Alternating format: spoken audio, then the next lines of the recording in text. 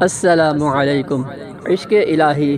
سعودی عرب میں ایک لڑکی کی شادی تھی۔ مغرب کی نماز کے بعد اس کا میک اپ وغیرہ کیا گیا جیسا کہ دلہن کو سجایا جاتا ہے۔ اسی اثناء میں اسی لڑکی نے عشاء کی اذان سنی۔ اس نے نیچے جانے سے پہلے عشاء کی نماز پڑھنا مناسب سمجھا۔ لڑکی نے اپنی ماں سے کہا کہ میں وضو کر کے نماز پڑھنے لگی ہوں۔ لڑکی کی ماں حیرت سے اسے دیکھتے ہوئے بولی، کیا تم پاگل ہو؟ مہمان تمہیں دیکھنے کے لیے انتظار کر رہے ہیں اور تمہیں میک اپ اور بناؤ سنگار کا کیا ہوگا؟ یہ تو سارا پانی سے دھل جائے گا۔ میں تمہاری ماں ہوں اور تمہیں نماز نہ پڑھنے کا حکم دیتی ہوں۔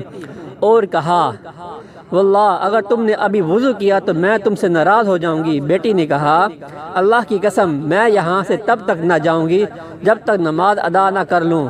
میں کسی کو خوش کرنے کے لیے اپنے اللہ کی نافرمانی نہیں کر سکتی۔ اس کی ماں نے کہا، مہمان تمہیں میک اپ کے بغیر دیکھ کر کیا کہیں گے؟ وہ تمہارا مذاق اڑائیں گے اور تمہیں کسی کی اچھی بھی نہیں لگو گی۔ لڑکی ماں کی بات سن کر مسکراتے ہوئے بولی، آپ اس لیے پریشان ہو رہی ہوں کہ میں لوگوں کی نظروں میں خوبصورت نہیں لگوں گی، لیکن میں تو اپنے پیدا کرنے والے کی نظر میں خوبصورت بننا چاہتی ہوں۔ لڑکی نے وضو کیا جس کی وجہ سے اس کا سارا میک اپ اتر گیا، لیکن اسی میک اپ خراب ہونے کا کوئی افسوس نہیں تھا اور نہ ہی لوگوں کے اچھے برے کہنے کا کوئی خیال تھا، کیونکہ اسے لوگوں سے زیادہ اپنے اللہ سبحانہ و تعالیٰ کے سامنے سرخرو ہونا تھا۔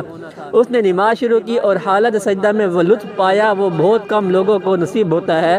اسے تو پتہ بھی نہیں تھا کہ اس کی زندگی کا آخری سجدہ ہوگا۔ جی ہاں میری بہنوں، وہ لڑکی حالت سجدہ میں اپنے خالق حقیقی سے جا ملی۔